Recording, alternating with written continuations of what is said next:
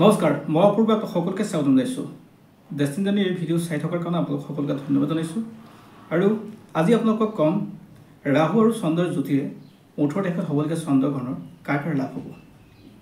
সাধাৰণ দৃষ্টিত যেতিয়া আপোনালোকে কিতাপত পঢ়িছিলে যে ৰাহুৱে চন্দ্ৰক খালে চন্দ্ৰগ্ৰহণ, সূৰ্যক খালে সূৰ্যগ্ৰহণ, অহা 18 তাৰিখে চন্দ্ৰগ্ৰহণ হ'ব আৰু এই চন্দ্ৰগ্ৰহণ দ্বিতীয় চন্দ্ৰগ্ৰহণ আৰু বছৰটোৰ দ্বিতীয় চন্দ্ৰগ্ৰহণ আৰু এই চন্দ্ৰগ্ৰহণত সাধাৰণতে কিছুমান মানুহৰ লাভ হ'ব, কিছুমান মানুহৰ লোকচান হ'ব।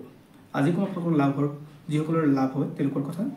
আৰু সাধাৰণতে চন্দ্ৰগ্ৰহণ যাৰ যাৰ কুণ্ডলীত আছে তেওঁলোকৰ মনৰ স্থিতি একেবাৰে দুৰ্বল, তেওঁলোকৰ মনটো স্থিৰ নহয়, তেওঁলোকে যি কাম কৰে তাৰ ভাল ৰিজাল্ট পোৱাৰ ক্ষেত্ৰত বৰ অসন্তুষ্ট, তেওঁলোকে যিমান ভাল কাম বা ভাল ৰিজাল্ট পালেও তেওঁলোকৰ অসন্তুষ্ট হৈ থাকিব যিসকলৰ কুণ্ডলীত চন্দ্ৰগ্ৰহণৰ দোষ আছে।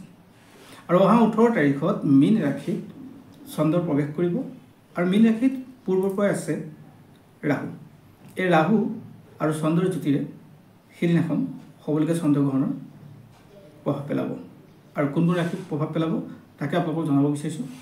আৰু আপোনালোকক যদি আপোনাৰ বৃষ ৰাশি তেনেহ'লে চন্দ্ৰ আৰু ৰাহুৰ এই জ্যোতিৰ ফলত অৰ্থাৎ এই গ্ৰহণৰ পিছত আপোনালোকৰ ক্ষেত্ৰত লাভ হ'ব, বিশেষকৈ আৰ্থিকভাৱে আপোনালোকৰ লাভ হ'ব, পৰিয়ালৰ ক্ষেত্ৰত লাভ হ'ব, আপোনালোকৰ যি পুৰণা কাম বাকী আছিল সেই বাকী কাম হৈ উঠিব আৰু ব্যৱসায়িকভাৱে আপোনালোকে সফল হ'ব পাৰিব। তাৰ দ্বিতীয়তে যিটো ৰাশিৰ কথা কওঁ সেয়া হ'ল মিথুন ৰাশি। মিথুন ৰাশিৰ জাতক জাতিকাসকলৰ এইখিনি সময় ভাল আছে, তেওঁলোকৰ চাকৰি পোৱাৰ যোগ থাকে সাধাৰণতে, আৰু সাধাৰণতে তেওঁলোকৰ যিকোনো ক্ষেত্ৰতে যি সমস্যা আছিলে পূৰ্বতে পৰিয়ালৰ কেন্দ্ৰিক সেই সমস্যাবিলাক দূৰ হোৱাৰ যোগ থাকে। গতিকে ৰাহু আৰু চন্দ্ৰৰ জ্যোতিয়ে তেওঁলোককো সহায় কৰিব। তাৰ পিছৰ যদি জ্যোতিৰ কথা কওঁ সেয়া হ'ল বৃশ্চিক ৰাশিৰ কথা ক'ব পাৰি।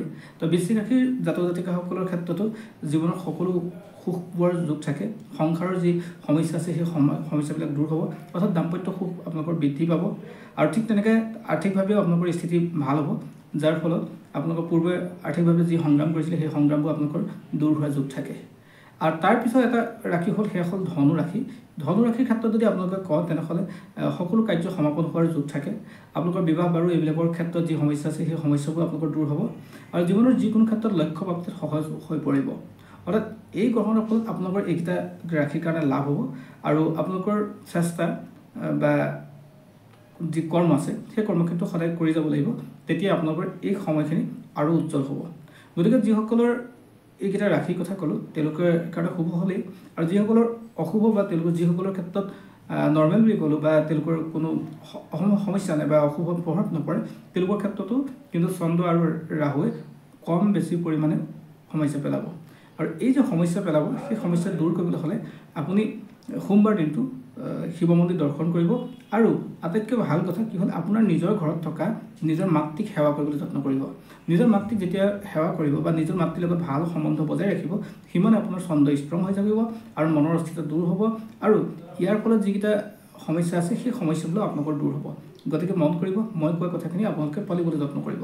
ধন্যবাদ। পুনৰ আন এক ভিডিঅ'ত আপোনালোক সকলোকে লগ পাম।